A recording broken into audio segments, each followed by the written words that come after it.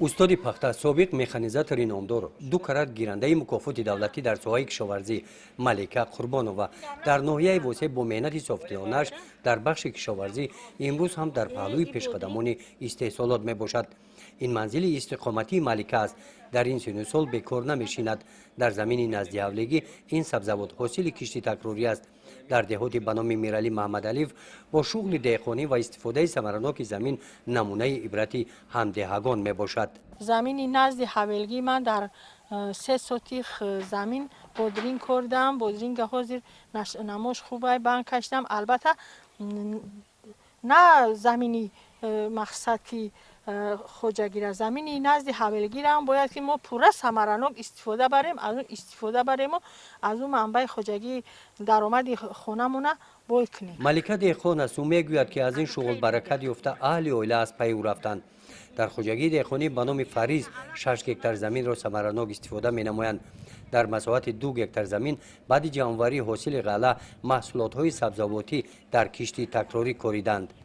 در بازارها در تمام جهان عضوقواری نرخش گران گشت، قیمت گشت. ما در نزد خود نقشه گذاشتیم که زمین ثمرناک استفاده بریم. البته از زمین هایی که ما گندم کردیم باید که کشتی تکراری کنیم. یگان وجب زمین خالی نمونیم. از آن جمله من در 2 هکتار زمین که گندم داشتم و گندم برداشته همه زراعت های خوجگی قشلاق مثلا 1 هکتار پخته، 1 هکتار جگوری مکه کاریدم. البته به خود شما معلوم است که برای بوی گردوندن دسترخوان مردم برای زندگی را پیش بردن البته باید که از یک وجب زمین ما ثمرناک استفاده بریم. برای همین شده ما کشتی تکراری را باید گذرانیم. در دهات به نام میرعلی محمدعلیف همراه با ملکه کشاورزان دهات در این دوره در مساحت 1684 هکتار زمین های کشاورزی کشتی تکراری گذراندند. در این زمین که مساحت 1 هکتار را تشکیل می‌دهد 80 سوتیخ ماش و 20 سوتیخ مکه دان کشت کرده شده است. سالی گذشته غله‌دانگی کردیم، مکه کردیم، خیلی حسابی که کمتر حسابی او تنقیسی کشیده بودیم. مقصد که حاصل دسترس نکردیم. در این سال خوب است، خیلی نقض مشکلات او خوبه. حل شده مشکل؟ بله. این خیلی 80 سوتیخ موش کردیم. انشالله به امر پروردگار یک 50-60 سینتر باید ما اینجا دانگی بگیریم.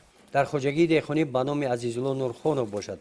پامیدار کشتی تکراری پخته رسیده خوجگیداران آن را روزهای نزدیک به بازار میبرند.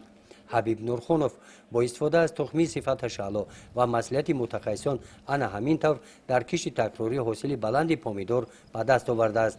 حبیب میگوید که در استفاده زمین تجربه ملکه قربانووا را آموخته است. ملکه قربانووا با آن نگاه نکرده که در خوجگی کارش بسیار است وقت یافته با دهقانان هم صحبت شده با آنها در سمت استفاده ثمرناک زمین مصلحت های مفید میدهد.